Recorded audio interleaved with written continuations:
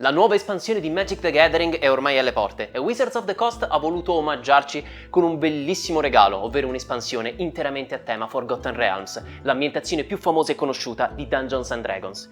E noi di Intel siamo stati scelti per mostrare una delle carte di questo set. Signore e signori, vi presento una non comune nera, ovvero il Mercante di Skullport.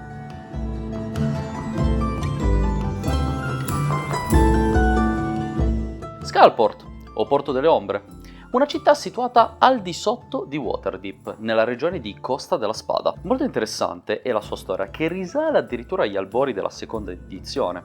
Infatti si trova al di sotto di Sottomonte, che fa parte di tutto quanto il dungeon del Mago Folle, tant'è che fa parte addirittura del terzo livello di Sottomonte, ovvero l'area denominata Sargath, nonché anche base operativa di Xanatar e di tutta la sua gilda dei ladri. La città sorge appunto all'interno di una enorme e vastissima caverna e a sua volta si sviluppa sopra delle antiche rovine Netheril, stratificata da anni e anni di costruzioni irregolari e caotiche, soprattutto dovute ai conflitti fra le varie fazioni della città, come ad esempio l'attacco, il complotto dello Slad Azim che fece crollare un'intera sezione di tutto quanto il porto. Poi va anche da dire che all'interno della città non si annoverano certo particolari architetti o ingegneri.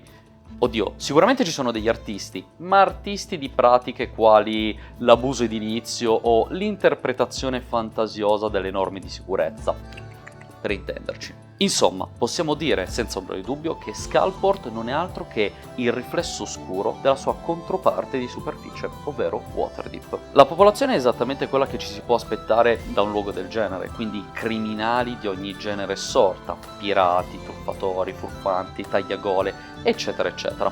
Non per niente è proprio Xanatar ad avere un po' il controllo di tutta quest'area. La popolazione principale comunque è composta dai Duergar, anche se ovviamente questo non significa che non possiamo trovare rappresentanti delle altre razze, in particolare di Drow ed umani. Il soggetto della carta è per l'appunto un Duergar, uno degli abitanti tipici del posto, ed è uno dei suoi mercanti, uno di quelli fantasiosi di cui sopra. Quindi possiamo immaginare che la direzione intrapresa da quella tipologia di carte sarà quella. Quindi dove può trovare gioco il Mercante di Skullport? È una non comune con un costo leggermente altino viste le sue stats, però ha un effetto interessante.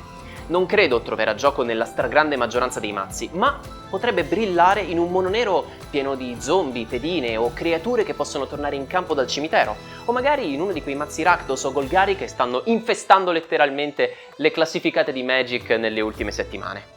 Insomma, potremo soltanto aspettare e vedere.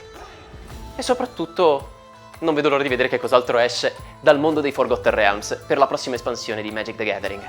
A presto!